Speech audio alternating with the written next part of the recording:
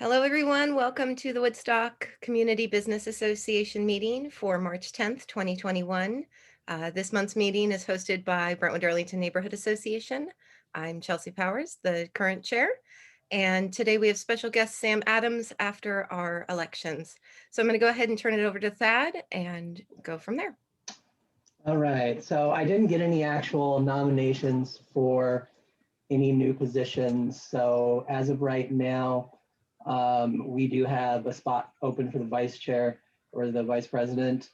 And currently we have, which I don't see Jennifer on here yet, Jennifer as the treasurer and Eric as the secretary, and of course myself so as the president. So with that in mind, if there is any nominations for president other than me, please speak up.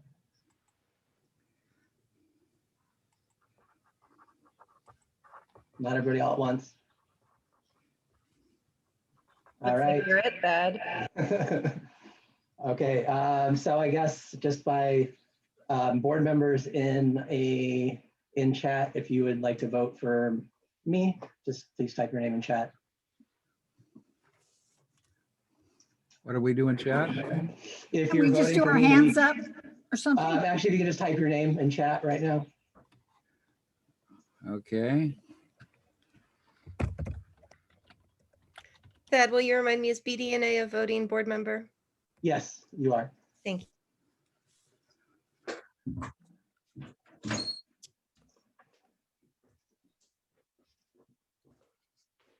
Yeah, both WNA and BDNA have permanent seats on our board. That's what I Yes. thought, but I always like to double check. I'm never relying on my brain these days. I also don't see Angie on, actually, as an aside. Is Angie on? Not yet.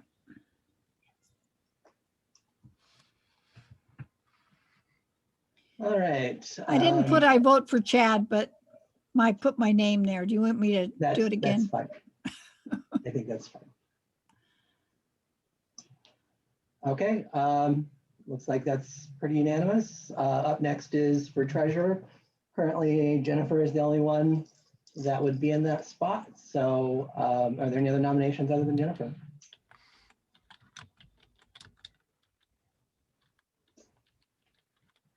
All right, if board members could vote for Jennifer or someone else, if you want to write someone in.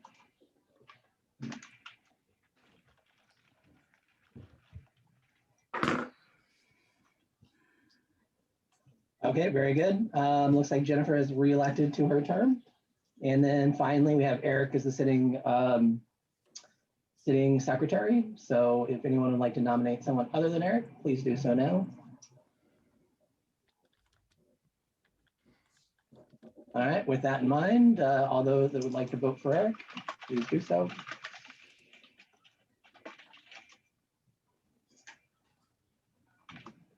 Oh, there's Angie. Welcome, Angie. Okay, and then finally we have the open position, which is the vice president or vice chair. Is there any nominations on the board for that position?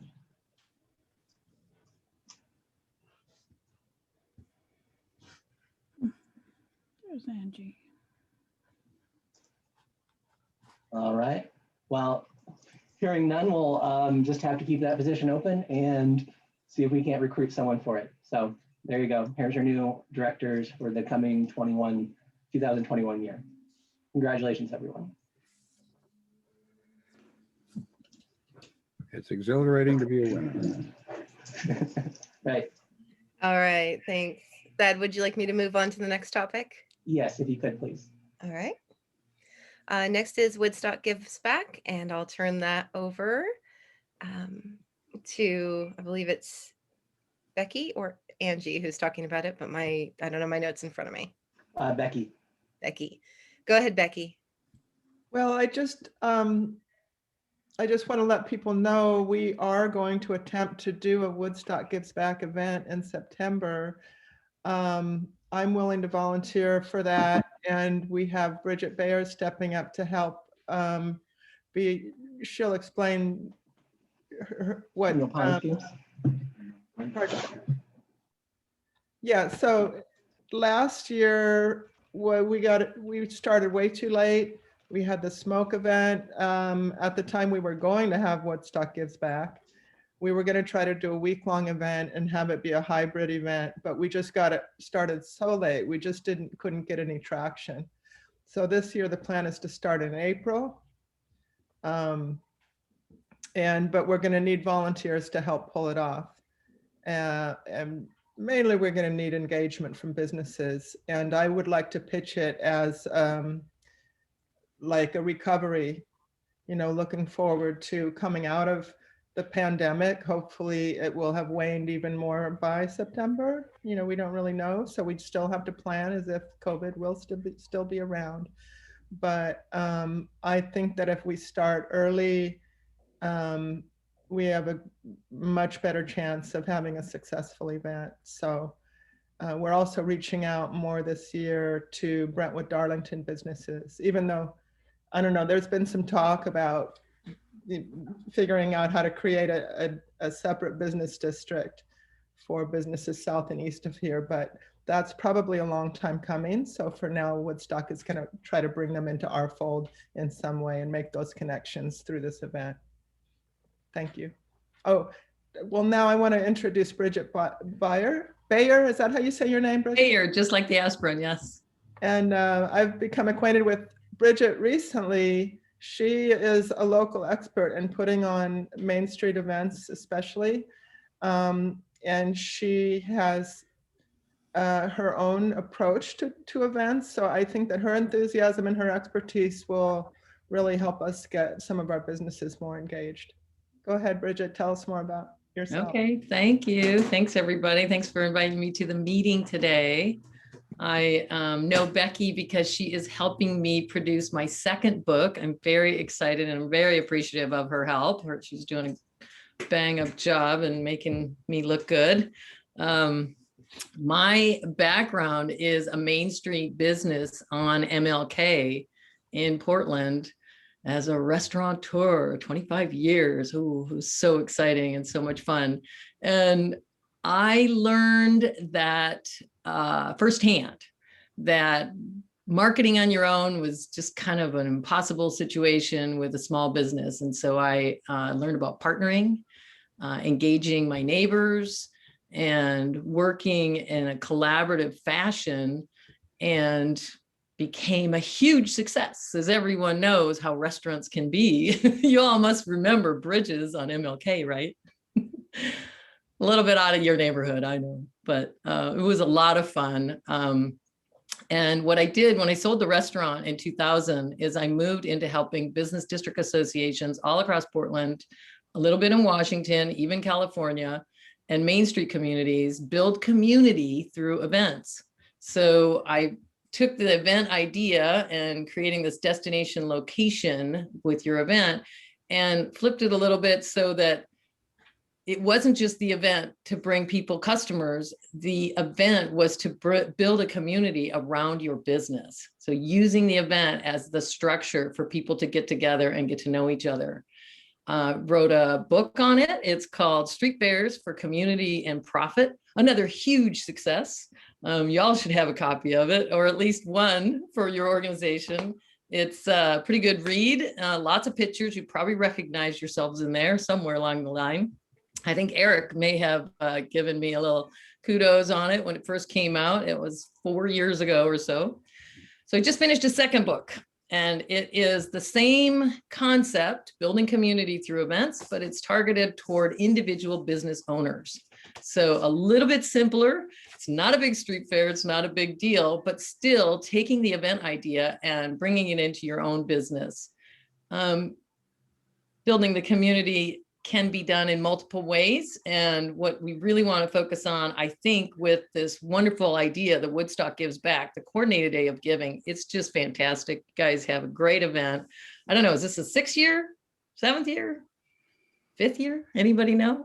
Doesn't matter. It's got built-in strengths, okay? People want to be connected. That's really what we want. And now after this horrible year, even more so.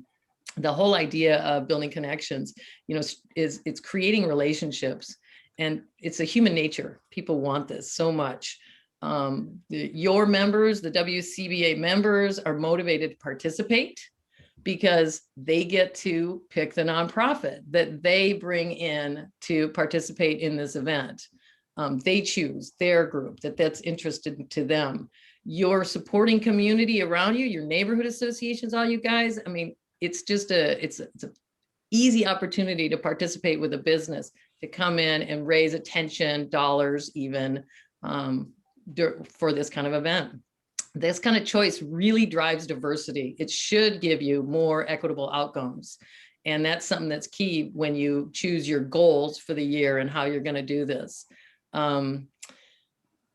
WCA is going to bring in the traffic. Okay, they're the ones, really, you guys are the ones committed to doing the promotions. They, each individual business is going to have their own event. Hopefully that's where I can step in and help out.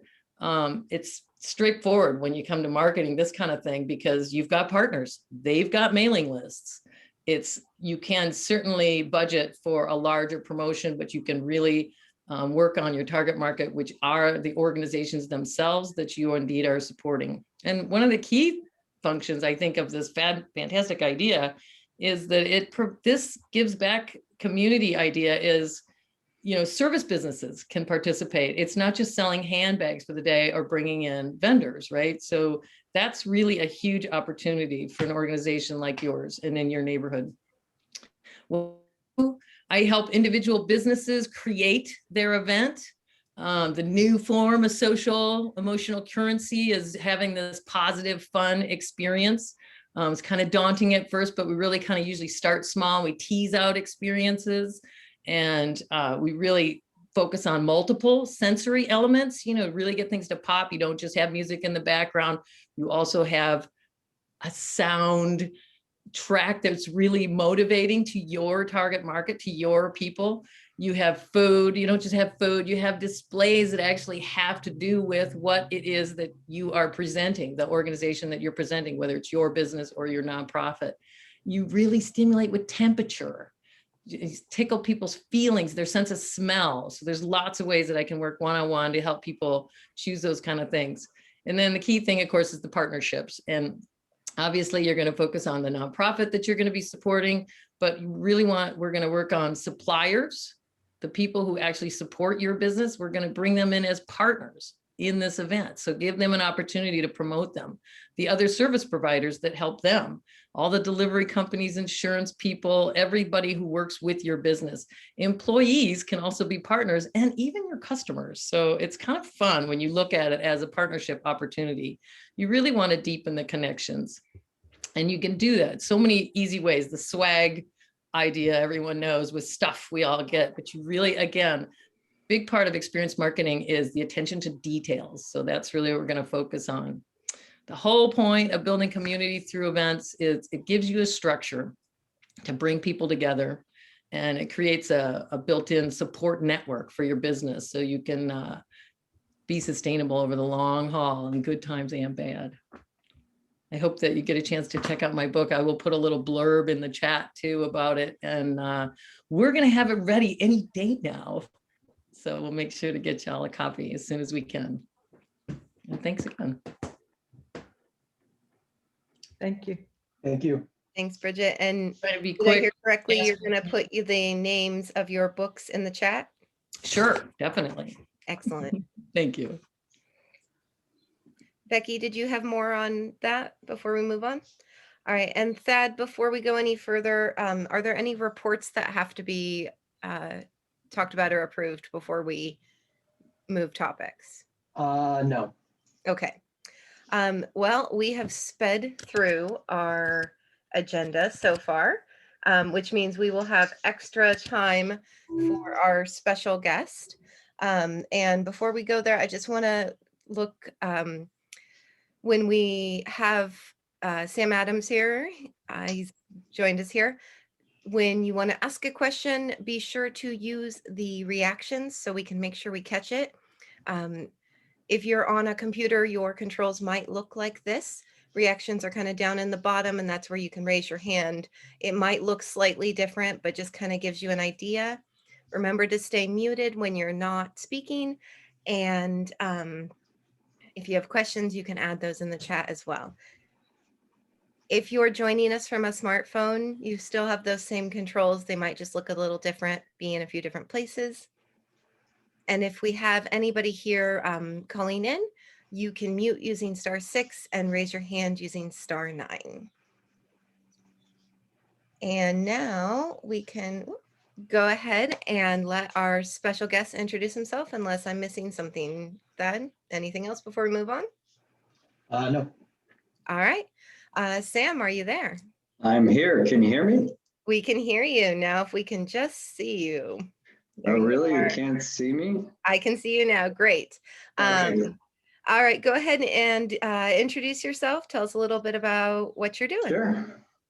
My name's Sam Adams, and I work for Mayor Ted Wheeler. I'm joined on this Zoom by a coworker, Con Tran, who is the Mayor's Director of Business and Business and Economic Development. And we're part of the the Strategic Innovations Group in the Office of the Mayor. I'm in this neighborhood a lot. My mom and stepdad live on Ellis, just up the street from the center of the neighborhood.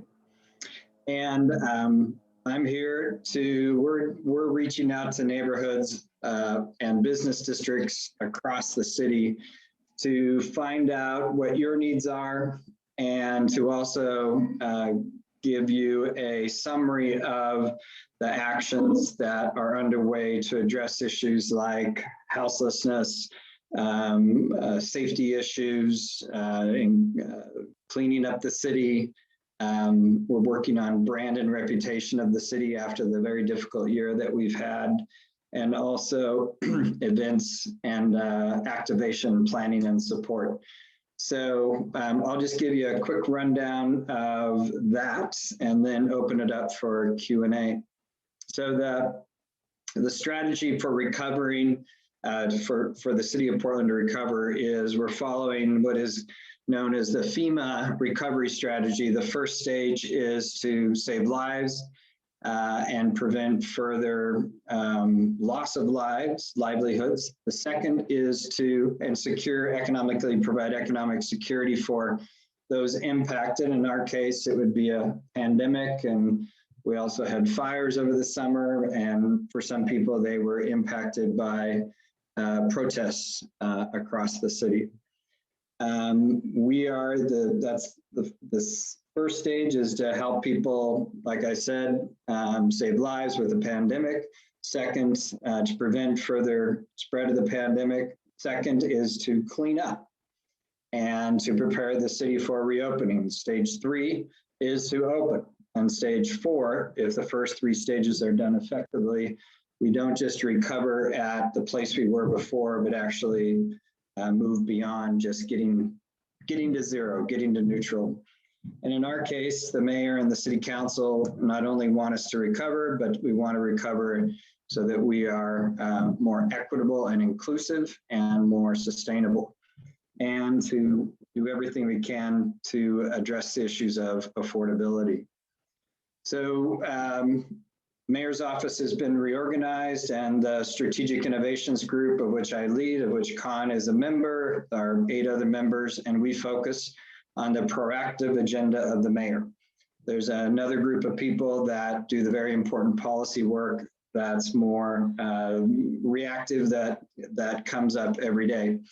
The mayor's priorities are to improve business success and to improve business districts, Central City, yours and beyond. The second is to livability of the city. We're about as dirty as we've ever been, as ratty as we've ever been. The third is to address the issue of houselessness and also the impacts of houselessness on others. And the fourth is to improve safety and to reform public safety as well. As we focus in on the second of the steps of FEMA recovery, which is clean up and get prepared to open up. We have assembled, and we've been working with Venture Portland, and you'll have opportunities to get involved, what we call action tables. And, you know, action tables is a euphemism for committee or task force, but we named them that, focused on that first word, action. And I'm going to run through what these action tables are doing, again, within that sort of step 2 FEMA recovery mode of clean up and get ready to open. So the first one is safety, and the safety and compassion action table.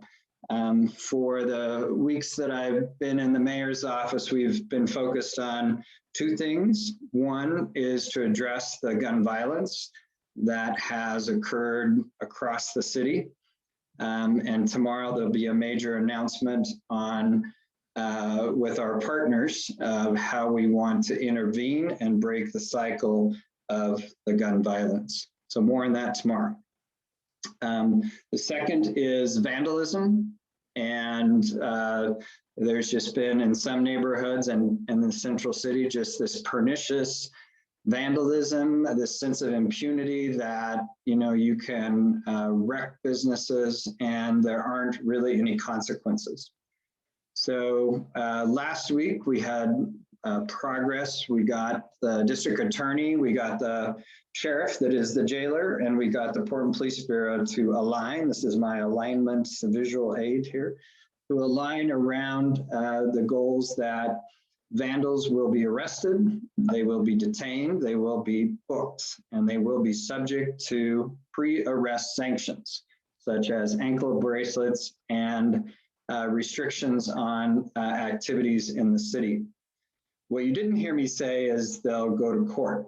And the reason for that is the courts are not processing but the most heinous of crimes. So most heinous person-to-person crimes.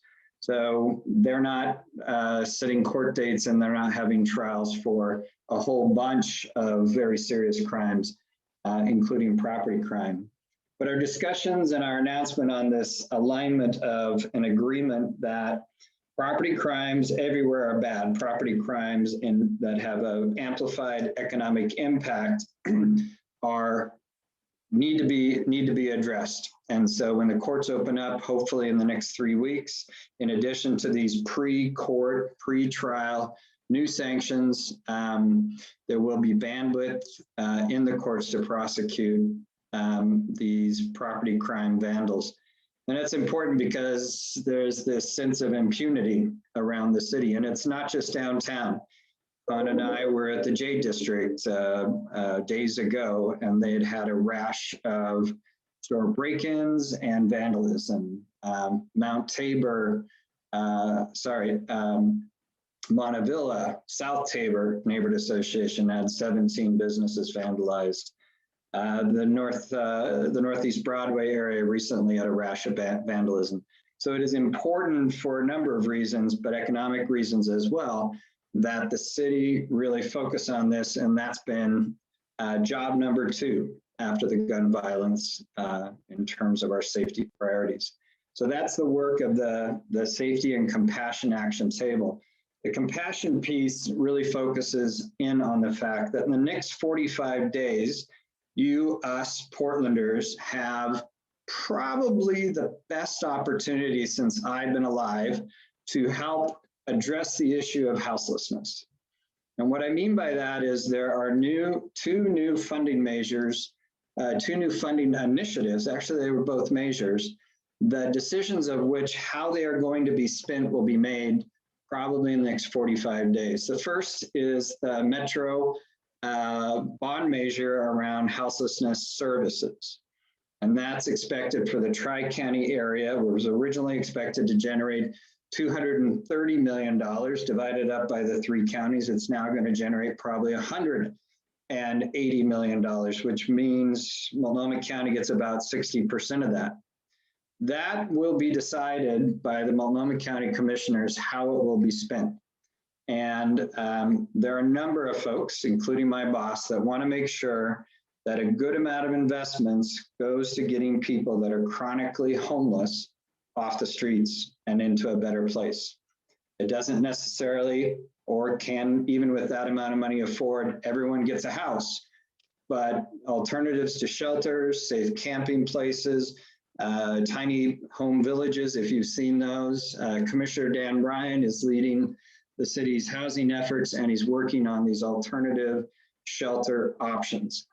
And my boss, the mayor, wants to see that when this money is proposed, that it is going to adequately fund this burgeoning chronic homelessness issue for their sake and for the sake of those that are impacted by houseless camps. So that's the safety and compassion. The other element to the compassion side of our efforts is the fact that ballot measure, statewide ballot measure 110, passed last November, takes the unforecasted, unbudgeted cannabis tax revenue and invests it in community-based organizations to provide low and no cost substance abuse disorder treatment. Oregon is 50th out of 50 states in access to low and no cost drug abuse treatment. That's being decided in Salem, how the money is allocated around the state, and Portland and the Portland region are often losers in that statewide allocation formula. For example, many of you as business owners pay commercial leases or commercial rent. Well, the legislature in the special session appropriated $100 million to address, to provide vouchers for commercial rent relief, commercial lease relief. The Portland region is about 43% of the entire state's economy by value, and yet we're only getting 20% of that commercial rent relief allocation for landlords and for businesses. So we're going to have to fight for our fair share of these dollars to help those that are suffering from substance abuse disorder. So that's public safety and compassion, what we're working on. The next action table is around business success and job creation. There are lots of things that many of us would like to change about the city's approach to business, especially small business. This action table is going to focus on those things that prevent you reopening, refreshing, filling empty space, whatever small or large detail, permit, regulation that stands in your way that should be held in abeyance or wiped away that allows you to successfully recover from this epidemic created economic recession. We want that action table to work on it. Last week, the City Council showed that they are serious about this. I don't know if you followed this, but prior to last Wednesday, to get security gates in most of the city and the central city, you had to go through a conditional land use review and design review. City Council passed an emergency ordinance that now you can do that with just a permit. So you can have the kind of safety improvements that you need. And Portland has many neighborhoods and many storefronts with the recessed doors. The doors are further in than the rest of the building. And for a long time, I've heard businesses wanted to be able to put up, to prevent people from sleeping or lighting fires or whatever, to put up some sort of gates there that are allowed in other cities. The City Council has made that possible. So that's the kind of business success, job creation, sort of right in front of us issues that the business success job creation action table will deal with. We have an action table actually starting tomorrow on activation and events. I worked with Bridget for a couple of decades on events, and she knows what she's talking about. And listening to her describe the opportunities around events, it can be Central City, it can be in your business district and others, the right kind of events to encourage people to think about local, hyper-local before they think about making a purchase online. They actually see the business in their head when they're thinking about buying something or going out.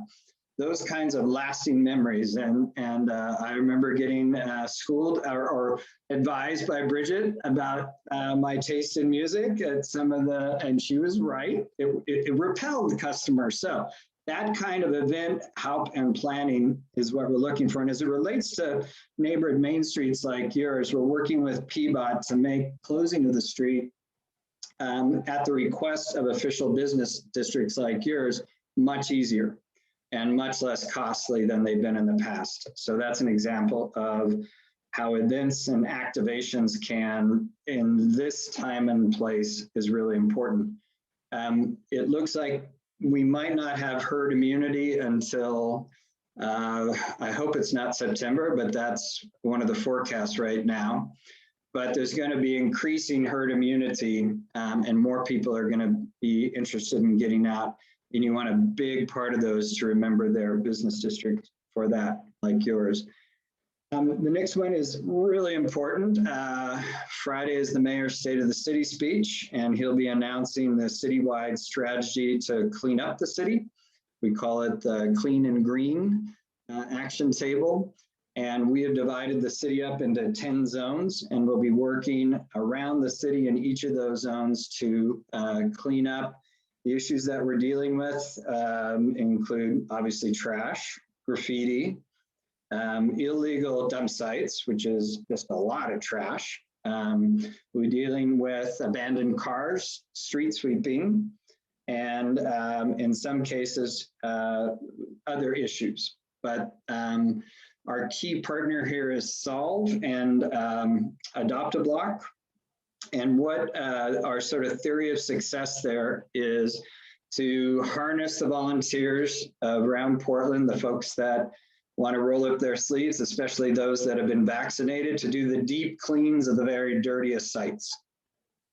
And we had a pilot today in the I-405 ditch area, deep clean, and then have pre-staged like Adopt a Block or Adopt a area. It can be businesses, it can be individuals that work on maintaining the clean. That if there's graffiti that gets put up right away after it's abated or painted out, that there's someone there every day or every a couple times a week that are there to make sure that it gets painted out. We're also going to be doing if those of you that have been around long enough, we're working to get the money to bring back the neighborhood It's Cleaning Day. Remember those with the big dumpsters? The reason, and those were very popular. I remember we got a lot of furniture, a lot of things that you couldn't put at the street corner, couldn't put in your garbage.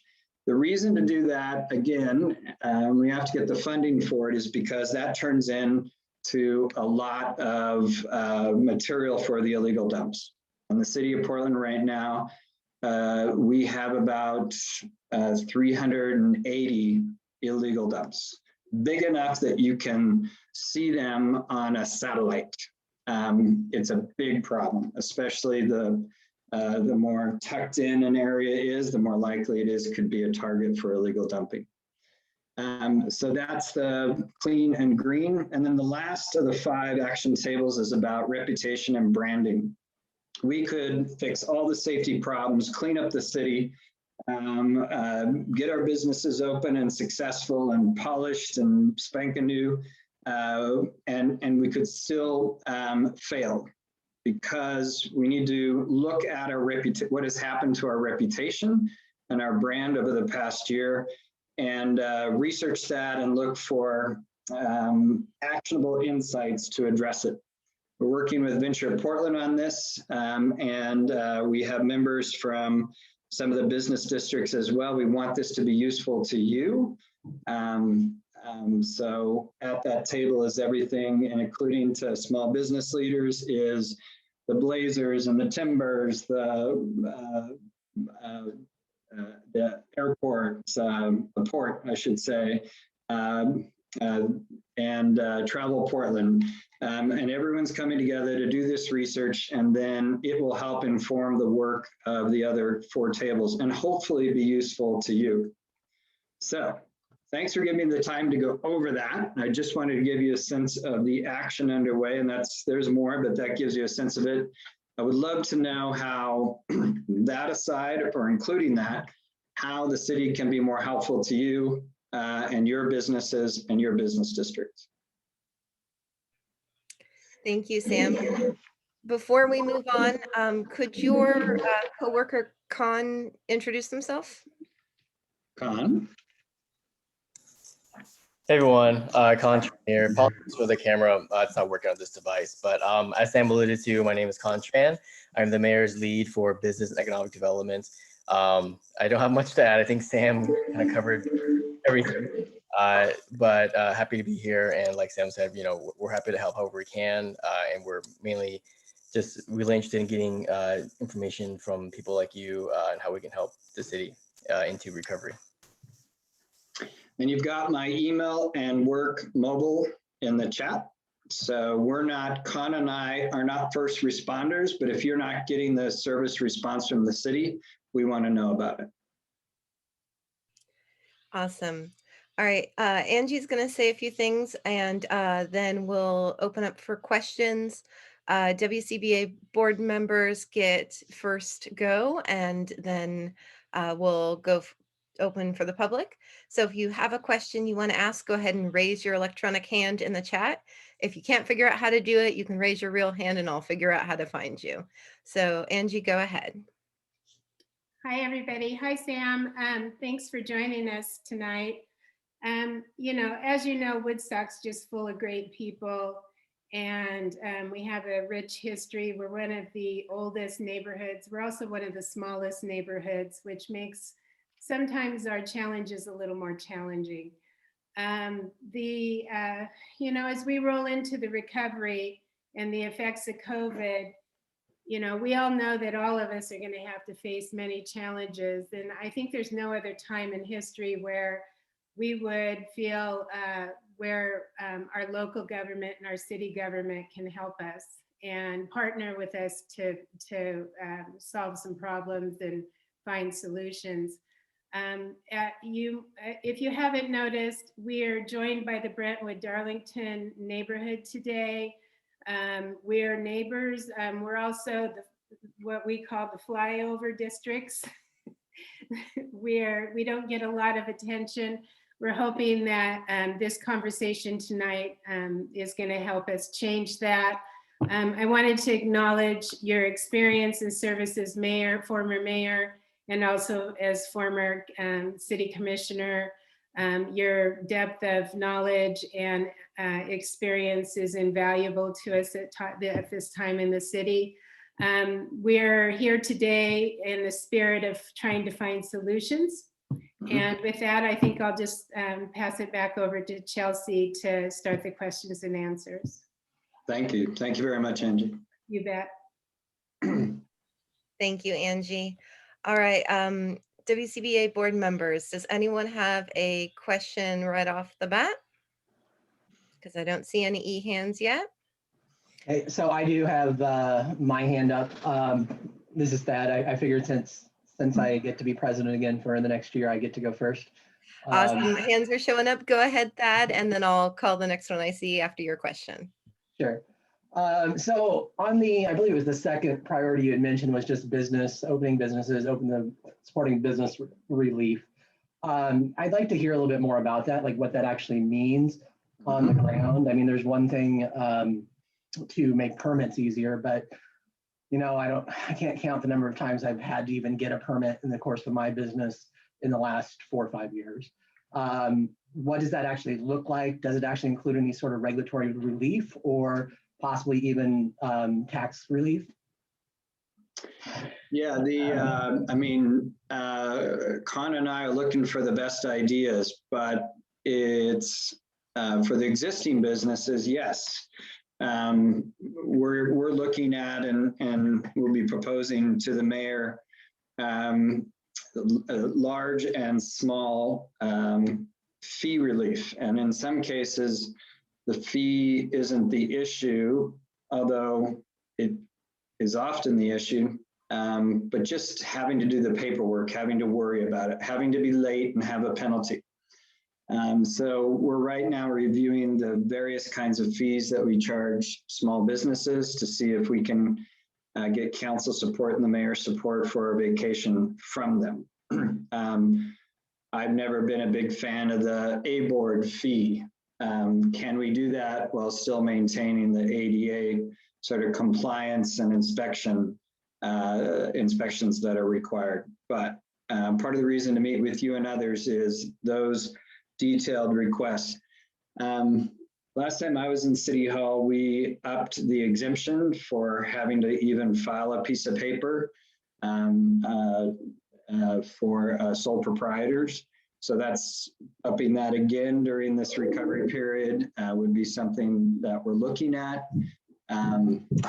So everything is on the table. I don't want to say that we'll get support for it, but Anna and I are looking for those specific small and large opportunities to make life better for you to reopen, to get into full steam, and also if you have any missing teeth along in the business district, if you have vacant spaces, how do we make it as easy as possible for a great new tenant to move in there and occupy and improve that space?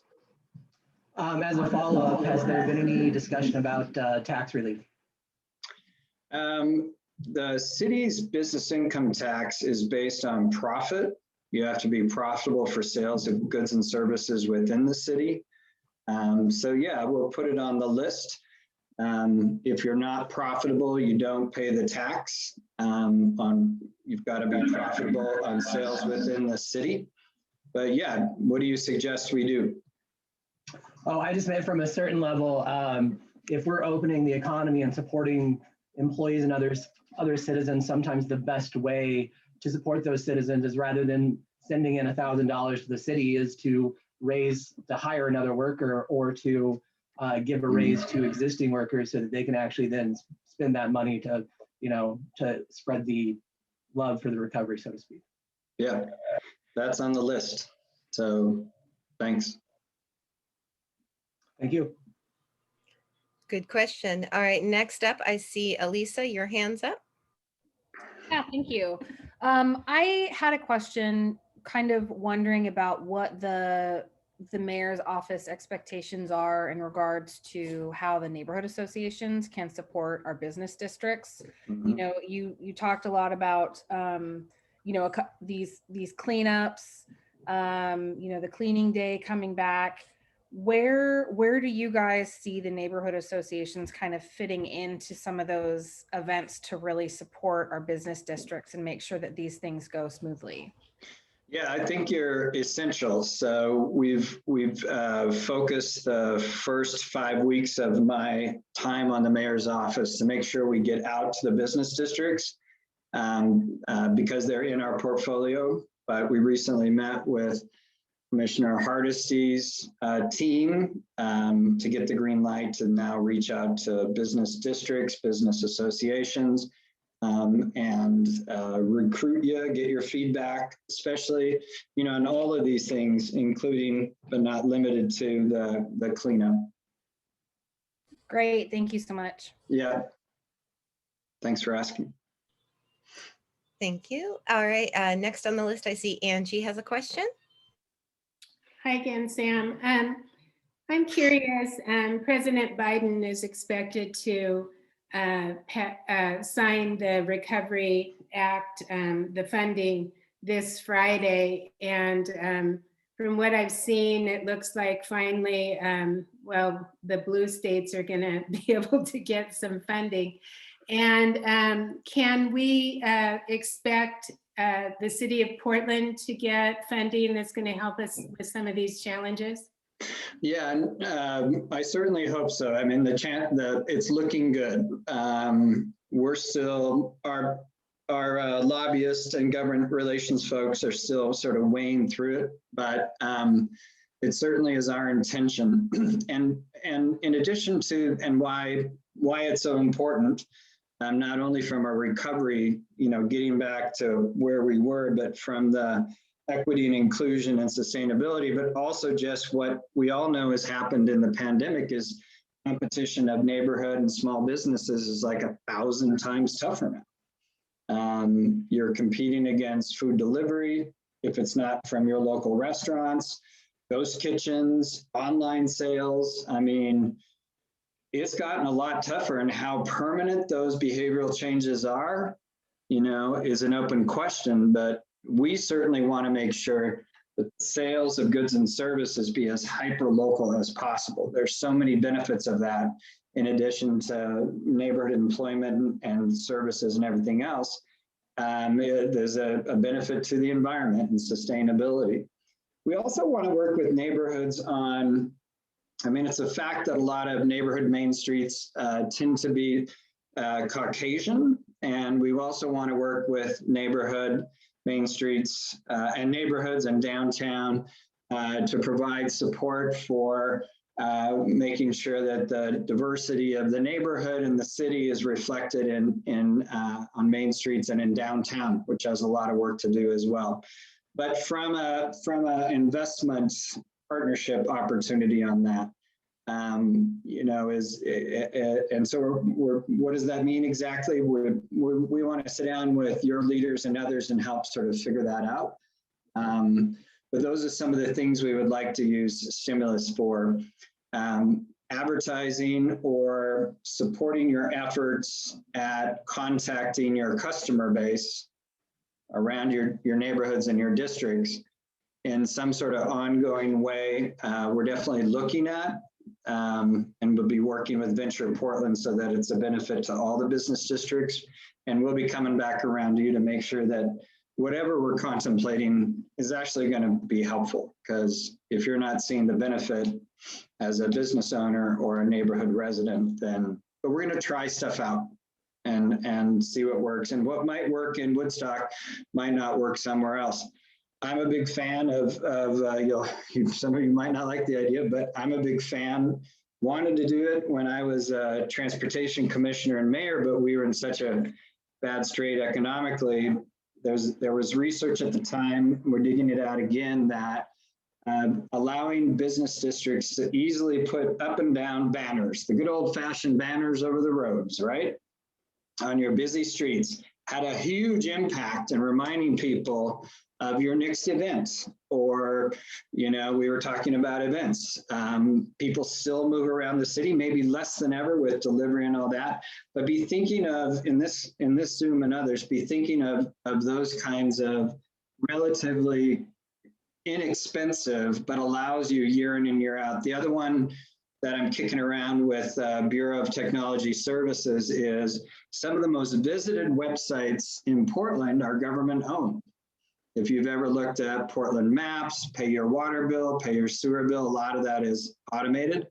But the front page of the county website, the front page of the city website, there are others. That's really good real estate. And now with technology, with the IP address, if someone in Woodstock is going to go look online, Portland maps or something else to look from the city, you know, if there's a banner ad that says your next big event in Woodstock, because they live near Woodstock, or Brentwood-Darlington, reminds them it's that hyper-local stuff that's available now, that kind of marketing that we haven't, it just hasn't existed before. And I want us to be cost-effective, and I want us to be efficient, and I want us to be effective. So those are just some of the ideas we'll be looking at. But you've got my, if you think of them later, email me, text me. Thank you. Awesome. Next on the list with their hand up is Sydney. Hi there, thank you. I was just curious, you know, with all of kind of the more generalized talk, there's a phrase that kind of keeps popping up for me, which is the recovery period. And I'm really curious if you guys have a definition of what that time period is. I mean, I don't know if it's, you know, driven by what comes forward through the federal government and funding or what the nature is. But when you guys talk about it in your office, do you have a definition of whether it's a specific time period or it has certain parameters that we can kind of know what that means when you say recover period. Yeah, great question. And that's why I'm, before me coming back to the city adopted, and other cities that I think adopted sort of that discipline of thinking of the 5 stages of the FEMA disaster response. So you're making the right interventions or investments in the right time and the right sequencing. You know, if we're going to do a lot of advertising to have folks come to a particular part of the city, but it isn't cleaned up, that's a waste. That kind of discipline of thought, but it is still an art. A lot of, you know, if the herd immunity, people are saying, you know, will probably be achieved in September. That's a daunting time frame, to be really honest with you. A lot of offices, based on CDC guidance, are saying September to come back to work. And we should follow the health directives first, but how can we prepare for that between now and September? Obviously, that's why we've sort of done it in these, why we're working off of these 4 stages. Recovery from a health perspective is herd immunity. Recovery from an economic perspective is, some people are talking about, we've gotten back to where we were before, an average of where we were before in the last 4 years.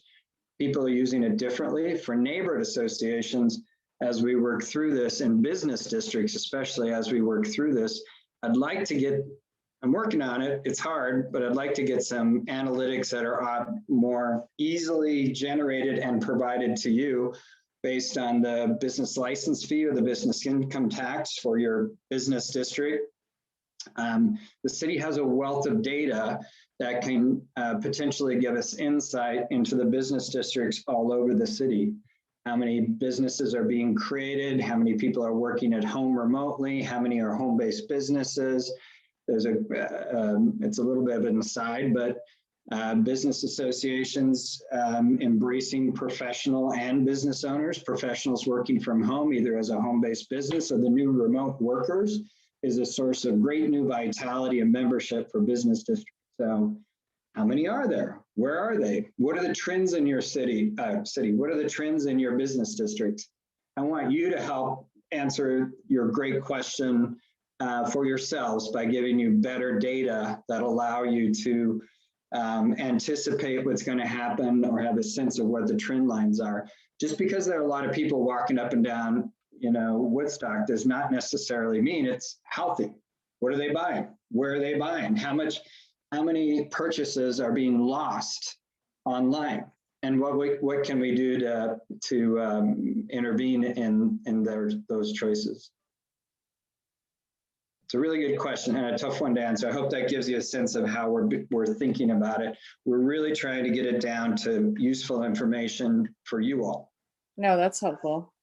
Thank you. Yeah. Thank you. Next question is Michelle. Hi, Michelle, you're on mute. Where'd Michelle go? Of course I am. Hi. Hi. Thanks for being here. I have been a longtime supporter of yours, and I'm very excited to see you back in the city politics and city government. And I have 2 questions, and one kind of piggybacks onto the last question. And it's about recovery period. And once we meet herd immunity, I mean, I believe in hyperlocal, and I've been in the Woodstock community for 21 years at John L. Scott, and we shop in the Woodstock community, and we try to put our money into the Woodstock community. But we also have a city to support, and that draws people in, people to move to our communities and want to be here. And so my question is there a plan? Is there a timeline once we hit herd immunity that we can expect to see the resurrection of downtown, which is so vital to all of the small communities? So that was my first question. And then the second question is completely different, and it has to do with the mayor's talk this morning. And then we had that on our Rotary, you know, with the shootings and whatnot, but which is probably a third question. But one of the things that he talked about was creating, you know, homeless camps in our parks. And moving here from Manhattan, I know that parks are essential to the livability of any community. And I know that the way that that's going to work is that we somehow learn to coexist. And so I'm wondering what kind of plans are being put in place if we're moving to using our parks to help the houselessness program to be able to coexist with that with our children and our pets. So the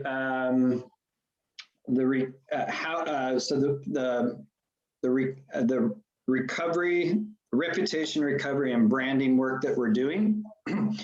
That is, and you're absolutely right in terms of the way, sort of unpacking your question a little bit. Maybe I've got this wrong, but talent more than ever gets to decide where it lives and works now, right? Remotely. And so what is talent in various sort of, what does BIPOC talent think? What does professional white collar talent think of Portland and its reputation right now? That's why I want to do that research. And what do we need to do to address any deficits that we have in that? And again, we have the opportunity to also ask questions about how folks of color view us as a potential destination to work, live, and play. So there's opportunities to become more equitable and inclusive as we dig into whatever bruises we have from the last year. There's a passion to not just get back to zero, but to really try to improve by first understanding how we're viewed in the region, nationally, and otherwise. So it's a really important question, and it sometimes sounds to people when we talk about brand and reputation, it's sometimes, to some people, I get a little bit of like, it seems superficial or superfluous, and it's not, at least not in my mind. In terms of the houselessness potentially being in the parks, the mayor, I mean, right now, the city council has the ability to allow houseless shelters in the park by ordinance if they want it, if there's a desire on council to do that. And this ordinance takes the emergency order that makes that even easier to do and still allows council to do that after the emergency is gone. I think he believes that having that option, while it doesn't make sense in every park, it does make sense in some parks across the city. And so there's a debate about it. It's a pretty strong debate, but he wants to have for the city council the flexibility to do it based on a majority of vote.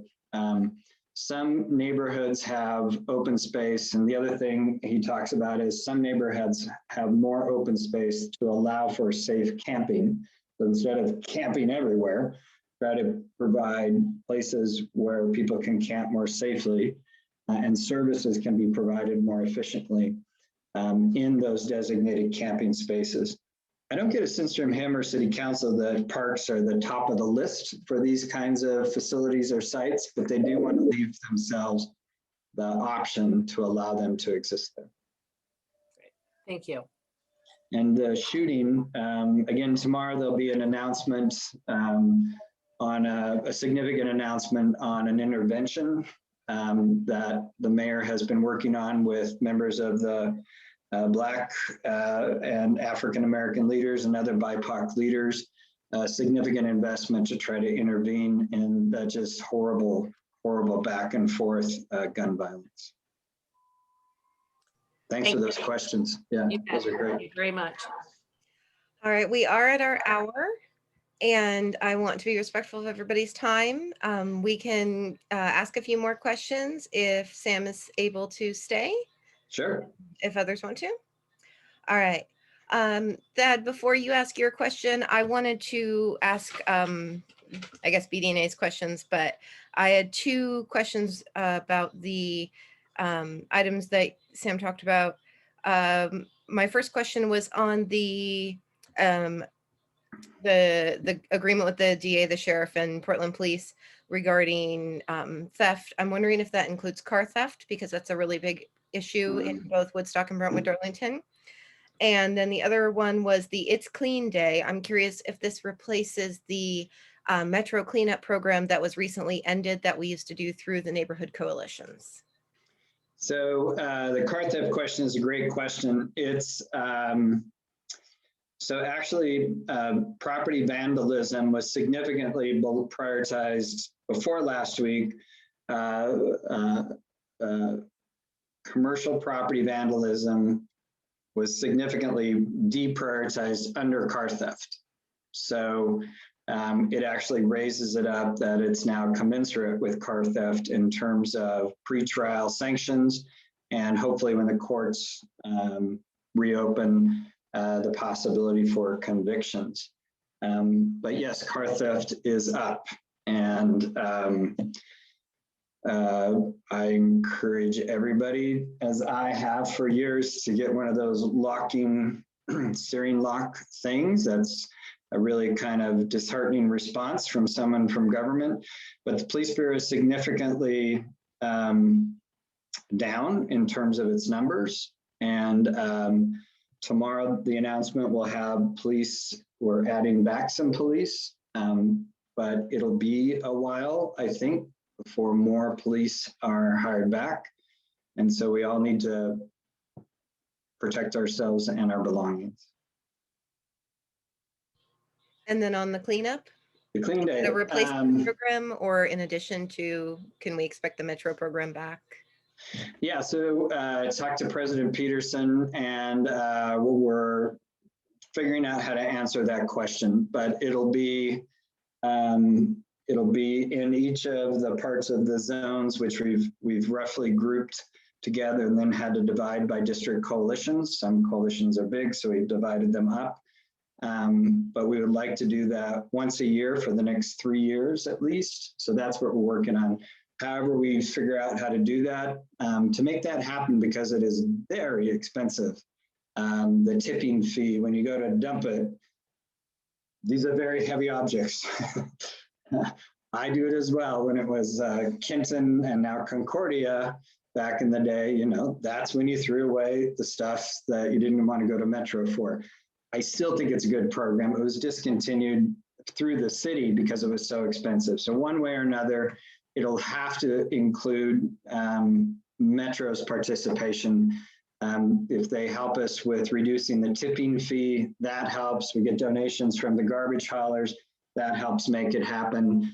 The city waives some of its fees on the garbage haulers. That'll all help make it more possible. Thank you. We have, see, somebody who hasn't had a chance to ask their question yet. Chris, go ahead. Yeah, just a quick question on the area of homelessness. You know, it seems people, you know, I think if I was homeless, I'd be frustrated being moved around from place to place, and you know, it's really tough. And I know that one of the biggest challenges they face is drug addiction and mental health. So I guess and it sort of seems like, you know, that's kind of something we need to get past to help with, and it's probably the most difficult challenge. In what way, what plan do we have sort of going forward that from a homeless person's with a mental illness and a drug addiction, what should they expect to change that's going to help them moving forward here? Yeah, good, really important question. Well, it's just to expand on what I touched on earlier. Portland itself and the Portland region, less so, but it's still true, has a disproportionate share of those experiencing houselessness and, whether related to that or not, untreated mental illness. And there are also issues of substance abuse addiction.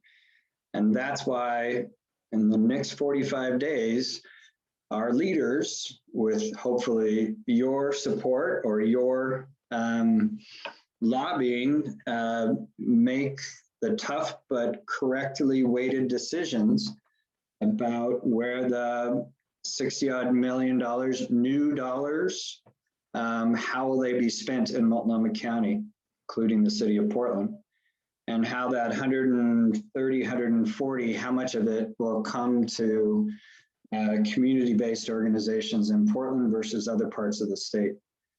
Those are, in my lifetime of public service, these are the most possibly impactful interventions on this issue I've ever heard of. But we got to get them right. And I hope that decision makers, and the mayor believes this, I hope that decision makers will, you know, each of these will be first time expenditures, right? There'll be a year, they'll make decisions and they'll find out what impacts were made in a year. And I hope that we are all humble about that and we take the opportunity after that first year to reflect of what's going well and what's not going well. There's a geography to this as well within the city of Portland for both of these efforts that I think, all parts of the city have this need. Downtown has a huge need, but so does East Portland. And I think it's important that we look at it for what, of all the types of services that could be funded, are we helping those that are the most challenged by not having a dwelling to live in other than a tent?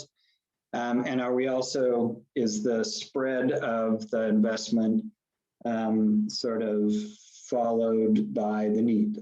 So those are some things that I really encourage every business association and every business district in the city are really following. We're going to be doing some research on that and trying to be very open book about how those decisions are rolling out, and so that you can have some information on whether you agree or disagree. It's a lot of like every public budget, if you've been to a budget hearing, it's a lot of technical stuff.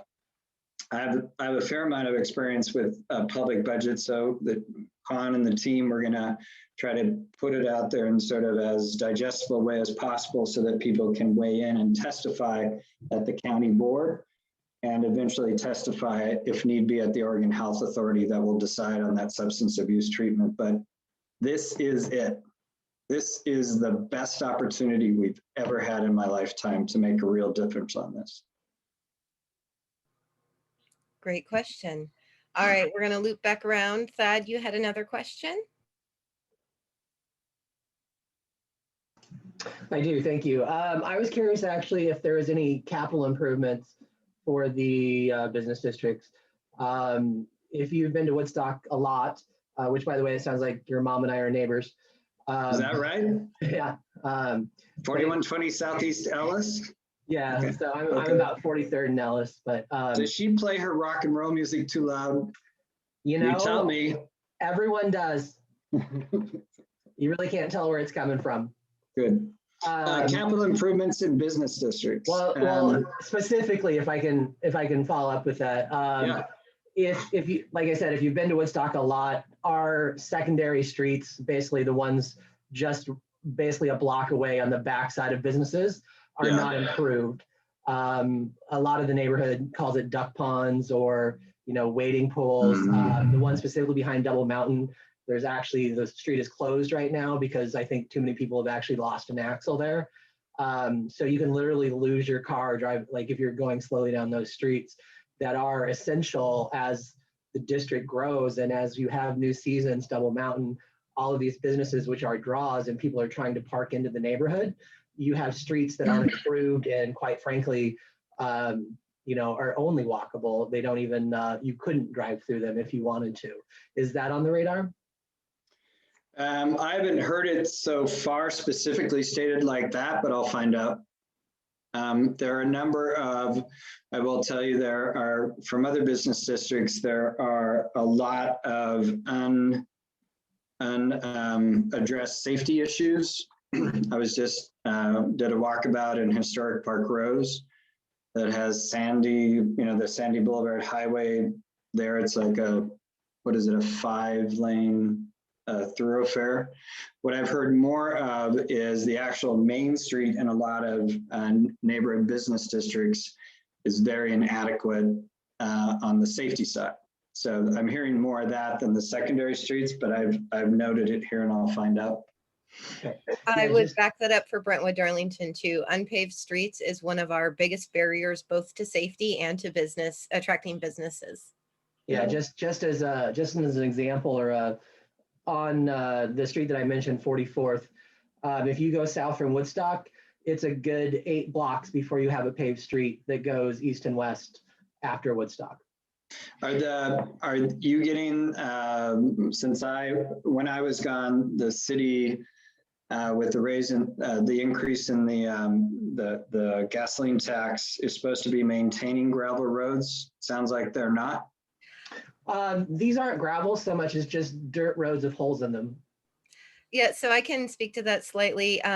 Woodstock and Brentwood-Darlington were on some of the first grade and gravel, but some of our roads aren't even, especially the ones in Woodstock that I know that Thad's talking about, they aren't even roads at this point. So there was no way they could grade and gravel them because they're so bad. And there's also some actually paved roads that are no longer paved because they are mostly potholes. I'll find out what's going to happen. I know that, I mean, I don't want to lead you on that, that the revenues for all the transportation departments, state and the Bureau of Transportation are significantly down, but I'll find out. And also find out where in the budget process you can advocate for this. Right, because when neighbors go to try to improve these streets, I know that the neighbors incur assessments for the improvement of these streets. And for a long time, it was great because it kept down traffic. But now with new seasons, Grand Central, all of that, it's brought in a lot of traffic and a lot more people into the neighborhood. But I also think that it's prohibitively expensive for a lot of the residents to pay the assessments that they'll be charged to improve the streets. Yeah, I think I'll dig in more to the, and again, this happened while I was away, but so I need to get up to speed, but dig into more about the maintenance of dirt streets, because I thought they were included, but clearly they're not. They're on a once every 3 year cycle. And they've only just started it. We should be on year 2, if I remember correctly. And Sam, I'd like to invite you to the Brentwood-Darlington Land Use Committee meeting. Stephanie Frederick, our chair there, is extremely knowledgeable about this and could really speak to the challenges that affect both Brentwood-Darlington and Woodstock, especially after the recent Errol Heights lid project, as well as the water issues that are happening there. Sure, be happy to. Next for questions, Angie, you had another one, and then Becky, I think you'll be our last question, and we'll do the board item you mentioned in the chat. Okay, so I just have 3 sort of follow-ups. One, when you were talking about when you get funding or when we see funding or when we have our opening or our revitalization of our business districts, how do you believe the city will be targeting that? Because in my experience, there are circles. There's the central downtown circle. There's the central east side circle. There's some other little circles. And then there's those of us that are just on the perimeter of the circles. Yeah. And so I would suggest and ask you if it's possible to reverse that thinking, because we're in an unprecedented time where if we don't all open and we're not all successful, the city is not going to benefit from that. Yeah, no, point well made. And that's why I'm leaning into things that we can do that would benefit all the business districts. Some business districts do have special needs, so I don't mean to say, but if we can help you with inexpensively with marketing, continuous marketing with folks that are buying things within 2-3 miles from the Safeway or whatever. There's that. I also think that, and we don't have this figured out, but I also, I was when I was in office, we put together the neighborhood prosperity initiative that took the 8 poorest neighborhood main streets and captured. It was a form of tax increment, but there's no debt to it. So the proceeds as the land raised would go towards funding services and grant programs and staff that then were able to bring on more money with grants and everything else. It's proven, and that's like the J District, Roseway, and Cully. And they've proven to be, it's interesting to come back after 8 years and they've really been able to address some of these issues that you're talking about here. And I'd really like to see that expanded. It's early days for me and I'm just an employee, but I'd really like to, given the success of the past 8 years with that program, we're gonna have conversations with the mayor about having that expand. Just having the security of, just having a certain amount of money, it wasn't a lot of money, but a certain amount of money you knew you were going to have year after year. You attracted talent to help run your business district and work with neighborhoods, and they were able to get grant proposals. They were used some of that money for matching grants. But I'd really like to expand that. And your neighborhood, because it's so small, it's such a jewel in a gem, it really needs that kind of support because you just don't have a lot of geographic room to make a mistake. Yep. Yeah, and then second, I would just make a recommendation when you're talking about literally turning the lights back on for Portland, is that street lighting and district lighting and more light on our streets could cure a whole host of our problems.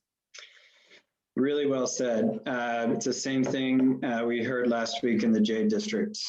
And I was part of setting up the conversion to these LED lights.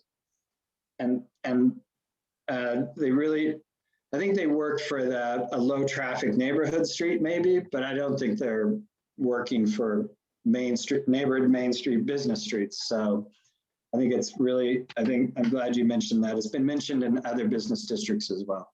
Okay, thanks. And thanks for coming tonight, Sam.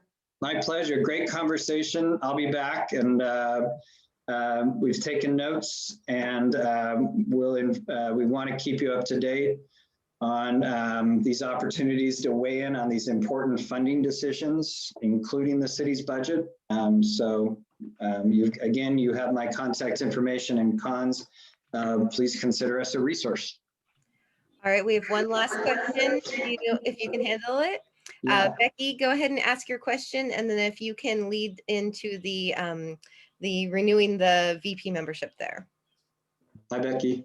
And actually, yeah, I'm sorry. I just wanted to throw out a random idea based on a group that I used to be part of that was exploring alternative currencies. Yeah. Whether the city might look into having a local currency that could help pay for some services for this, to try to address some of these human issues that we're all facing. There used to be thanks for the question, I wrote it down, there used to be a really active group working on that 8-9 years ago, and I'll check in with them and see where that's at.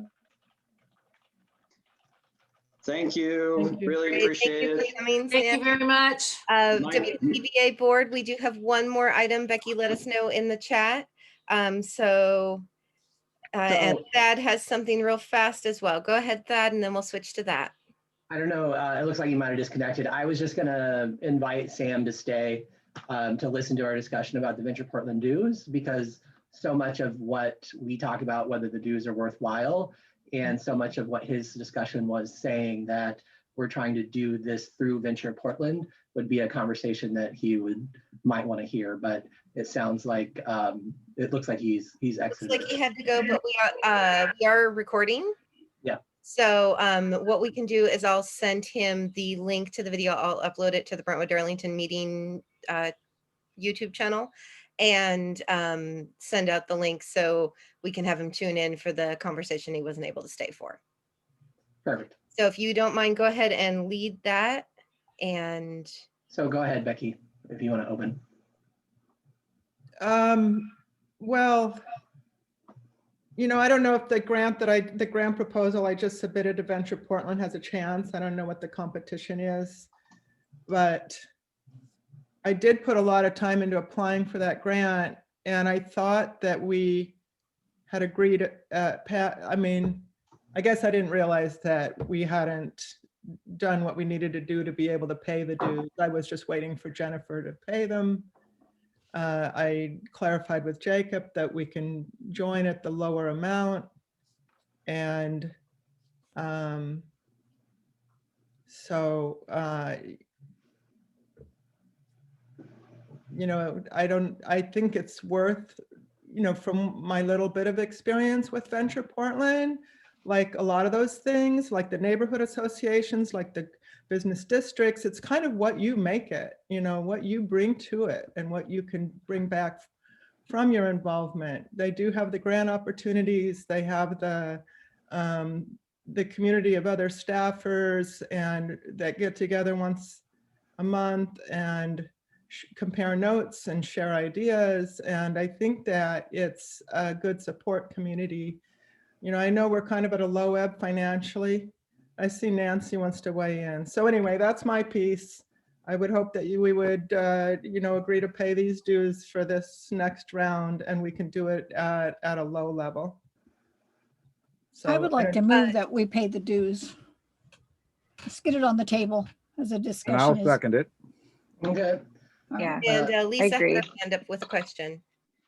I just wanted to clarify, what's the amount that we would be paying to Venture Portland this year? I believe it was 400 is what we had talked about last time that we had this meeting. I don't think it had gotten approved, so I hadn't sent anything off yet to them. Okay. I mean, I know that, you know, it's been something that we've talked about before. I do agree with Becky in the sense that, you know, you get out of that membership kind of what you put into it. I definitely support us paying it, especially if Becky is going to be the Venture Portland rep and she's the one that's going to be kind of like spearheading, getting assistance with a membership drives and that kind of stuff, because all that stuff is available to us through Venture Portland. We just have to, you know, we have to have somebody that is going to put in the time to chase that stuff down. So if Becky's willing, yeah, I'm all for it. And I know she put some time into writing that the application for the grant. So I would love to be able to get a check mailed to them or hand deliver it if I need to get that in on time. And if we don't get the grant, which probably a good possibility, I mean, they might base that decision on the fact that we hadn't, you know, been up to date at the time it was submitted. That's up to the committee to decide. But anyway, whether we get it or not, I will still participate with Venture Portland. I'm willing to continue doing that. I'm on the 82nd. I mean, I'm on the board for 82nd Avenue, and you have some trainings and some discussions and some things going on that I think are really important that Woodstock takes part in. I really would like to see you join. 82nd Avenue has a smaller budget, a smaller checking account than you all do, and we paid our 400. So I think Woodstock should pay yours. Seriously. Both moved and seconded. Hold on, Angie. We're still having discussion, Eric. Okay. Hey, I just had a really quick question. I always want to call it APNBA. Has Venture, have they made any attempts or made any attempts at reductions or waiving for anybody, or has anybody asked about that? I mean, I'm not trying to be a spoil sport or anything, and I certainly have been the person that has taken advantage of their grant opportunities for the district. But I mean, they're a six-figure Prosper Portland entity, and it seems like with the district struggling, I mean, it's you guys' decision, but I just wondered if that is something that they had offered last year or this year, or if that's just never been offered, and whether anybody's asked that question. Angie, that is for new business associations, that 400. So they are already giving us a deal at 400 because you're not new. You know, the prescribed, I believe the prescribed dues or the recommended dues is 800 for our business association. Yeah. Okay, it's just a question.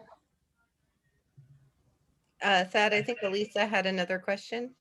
Yeah, no, Elisa can go first. I was just gonna, well, I didn't have a question. I was like, just for because there is a few of us, I was just using the hand raising to get my turn to speak. Yeah, I kind of to answer Angie's question, Venture Portland, I think over the past, I want to say 3 years, has been very, very receptive to, you know, our concerns with, okay, so this is how much, you know, we should be paying according to, you know, how old our business association is and whatnot. And we've had some really good back and forth with them. So we have paid less than what, you know, what we would normally be paying if you just look at like the fee schedule. So they've been super, super great about, you know, letting us pay less here and less there because maybe we historically hadn't taken advantage of those things. So I think, you know, they've been very gracious with us in the past, and knowing that this year, you know, I think before we were paying like $650 or something like that, and that was like a lower amount. And so the fact that they're letting us do $400 this year, and again, kind of knowing that we haven't been able to take advantage of as much of the stuff as a smaller group, I would really back that up. That looks like you're next. So I would say, like, I'm probably, like, if it was just me, and if somebody wants to run against me now, as far as like being the president or what have you, absolutely, like, maybe this will change your mind. I actually would say against it. I have nothing against paying Becky more. I would almost say even putting our dues towards that, but I haven't seen the benefits, or I've kind of seen like a cold shoulder from Venture Portland, where I almost feel like, and this is just my feeling, is that the only way that Venture Portland will listen to the people that they're supposed to be supporting is if those people actually then stand up and say, like, you're not supporting us. And I understand it's a two-way street where we get what we get out of it, but I've been to those trainings, I've been to those meetings, and I don't think that's worth the $400. Well, I have a suggestion. Yeah, if it's an issue for our treasury, I will personally pay the $400. Well, I don't want to call the question because then you have to vote again on calling the question. So it seems to me that maybe the discussion is nearing its end.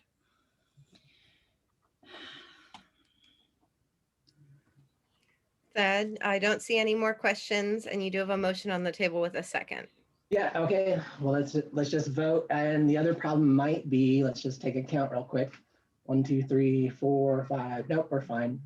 Actually, I missed Jennifer. 1, 2, 3, 4, 5, 6, 7. Okay, we have 7, so we're fine. All those in favor of paying $400? And I am willing to contribute the money to pay for it if you want. To me, it's not the money. Okay, Thad, any do you opposed? want folks to type in the chat so there's a record of it? Well, we have the meeting and we have the hand. So for the record, Nancy, Eric, Chris, Elisa, Angie, and then I didn't catch if you voted Chelsea or not, but you did. So those people voted yes, and then any, and I can't see Jennifer's hand, so because she's not on video, but I'm having issues. Sorry, guys. no worries. And then any opposed? All right, so we have 1, 2, 3, 4, 5, 6, 7. 7 yes, 0 no, and 1 abstain. Looks like your motion passes. So Jennifer, if you could send a check off to them. Yep, I'll get it out tomorrow. Thank you. And then the only other thing I would say is that, just from my personal opinion, if for whatever reason the grant doesn't get approved because of the payment or whatever, I think we should seriously talk about next of just basically either doing the difference or whatever, just to increase the budget if we really want to look at going that direction. For Becky specifically. All right. Any further business that needs to happen tonight?